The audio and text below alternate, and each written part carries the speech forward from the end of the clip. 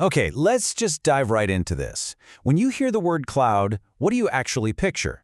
It's probably something weightless, right? Just invisible data floating around up there somewhere. But what if I told you the cloud is actually a massive, resource-hungry, physical beast?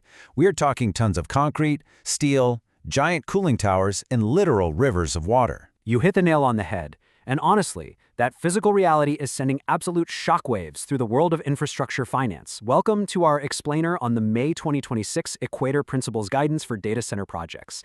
Today, we're unpacking the true environmental cost of our digital economy and how global banks are scrambling to measure it, manage it, and actually fund it responsibly. Seriously, I want everyone watching to rethink the digital world for a minute. Is the cloud actually just a sprawling industrial complex? Because, let's be real, every single time you generate an image with AI, stream a 4K video, or run some complex search prompt, you aren't just sending a magical signal into the ether. You're pulling on real-world resources. You are literally spinning up heavy machinery in a massive facility somewhere on Earth. Exactly. I mean, when you look at a modern facility, it's pretty clear this isn't some old-school factory. This is the physical reality of the modern cloud. It's a massive industrial ecosystem. And as a structured finance guy, I can tell you the rapid growth of these facilities is forcing a huge shift. The Equator principles, which act as the gold standard risk management framework for financial institutions, recently released their May 2026 guidance specifically because of this. Data centers are scaling up so incredibly fast, and their risk profiles are all over the map. The financial sector literally had to step in with specific rules of engagement. So to regulate all of this, the Equator principles are forcing us to redefine the actual boundary of a data center. We have to look way beyond the building itself to what are called associated facilities. So we're not just talking about the rooms full of servers here. Right, exactly. The data center's direct footprint might actually be kind of modest, but to keep those servers alive, you need massive external life support systems. We're talking dedicated substations, miles of brand new transmission lines, heavy-duty water pipes for cooling, and huge fiber optic networks. If those external facilities wouldn't have been built without the data center, and the data center can't survive without them, boom, they are associated facilities, and all of their environmental impact goes right onto the data center's ledger. Let's move to our next core concept and see how financiers actually measure the efficiency of all that cooling and power delivery. We use a metric called PUE, or Power Usage Effectiveness. Okay, as a climate tech guy, PUE has always sounded like total corporate jargon to me. What does that actually mean for the real-world footprint? Fair enough. It's simply a ratio. You take the total power entering the entire data center facility. So that includes all the intense air conditioning, the lighting, the whole shebang. And you compare it to the power that is strictly used by the IT equipment, like the servers. It tells banks exactly how much energy is just being wasted to keep the machines from melting down versus the energy used to actually process your data. Which brings us right to Section 1, the Ramp-Up Challenge. The Equator Principles framework is tackling a very sequenced problem here. Look, tech companies have incredibly rapid delivery timelines. They need these data centers operational yesterday. But expanding the public power grid to handle that massive new load, that takes years. So, to bridge the gap, developers are increasingly turning to customer-sided, behind-the-meter power generation. Basically, they are secretly installing temporary, localized power plants just to get the facility energized. And this is what truly shocked me. The guidance explicitly notes that gas-fired generation is seen as well-suited to meeting near-term power needs. Natural gas turbines are acting as the secret temporary engine powering the modern digital economy behind the scenes. No way, right? We all think of tech as super clean and green, but in those crucial first few years before the grid catches up, the cloud is often running on fossil fuels just to get out the door. Yeah, and that reliance on gas leads directly into the next massive headache for infrastructure finance.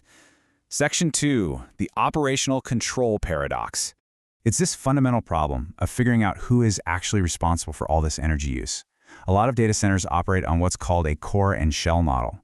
The developer, the landlord, builds the physical building, gets the permits, and sets up the power and cooling infrastructure. But the tenant, usually some massive tech giant, actually brings in the servers, controls the IT load, and therefore drives the actual energy consumption and greenhouse gas emissions. Hold on, so the landlord owns the shell of the building, but the tenant entirely controls the dial on the emissions? That sounds like a complete regulatory nightmare. Right, so how do we hold the right people accountable for emissions they don't even legally control?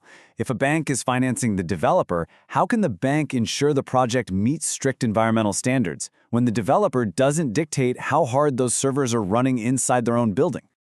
Well, the Equator principles answer this by forcing the issue contractually. The borrower, usually the developer getting the loan, has to establish robust governance mechanisms that reach across all the parties. Even if the landlord doesn't have direct operational control, they have to build strict environmental and social obligations into the lease agreements. They literally have to bind the tech giants and the contractors to these ESG commitments with performance guarantees, KPIs, and audit rights. All right, so we understand the hidden infrastructure, the power grid delays, and the totally messy landlord-tenant dynamics. Let's move to Section 3, categorizing the risks, or the ABCs. We start with Category A, which is the absolute highest risk. These are the hyperscale greenfields. Just imagine a massive, brand-new campus built on previously untouched land. Because of their sheer size, they require huge new associated facilities, like entirely new power stations and extensive water supply networks. They carry severe environmental and social risks, ranging from high water demand in water-stressed areas, all the way to the potential displacement of local communities. To really put Category A into perspective, the guidance document outlines a staggering example project. We are talking about a 1 gigawatt campus with 10 buildings taking up 300,000 square meters.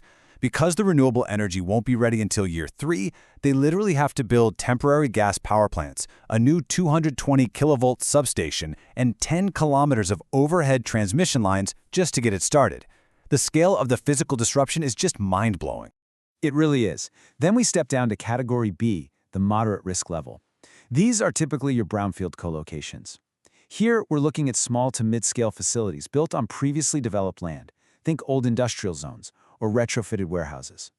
The key difference here is they generally rely on existing off-site energy and water infrastructure, so they aren't forcing the construction of massive new substations or pipelines. The impacts are very site-specific and largely reversible. And finally, we have Category C. These are the minimal risk projects. Think of city retrofits, just upgrading servers inside an existing building footprint. They plug directly into the current utility grid without causing any new stress on capacity, and they don't require a single inch of new land. From a financial and environmental risk perspective, these are highly manageable. So to summarize the dividing lines for infrastructure financiers, Category A triggers on massive land change and new associated facilities. Category B triggers on moderate impacts but utilizes the existing grid. And Category C sits safely inside an existing footprint with minimal grid pressure. This is essentially the cheat sheet banks use to sort the physical risks of the digital economy. Moving on to Section 4, the future of tech finance. The Equator principles lay out the gold standard for where the industry must go from here. First, it's just not enough to buy annual carbon offsets anymore. Best practice is now matching renewable electricity consumption on an hourly basis. Second, for that ramp-up challenge we talked about, developers need to ditch the quick-fix gas turbines and seek out sustainable alternatives, like gas-powered fuel cells or massive battery storage. And finally, linking efficiency metrics like PUE directly to strict international standards. The industry absolutely has to evolve past quick, dirty fixes. Which leaves us with this final, incredibly important question. When you combine the massive physical footprint, the intense ramp-up challenges, with those hidden gas turbines, and the incredibly complex web of operational control between landlords and tech giants, can the digital economy ever truly be green? Or will it always require this massive level of financial and regulatory gymnastics just to keep its impact in check? Definitely something to think about the next time you connect to the cloud. Thanks for joining us for this explainer, and we will see you next time.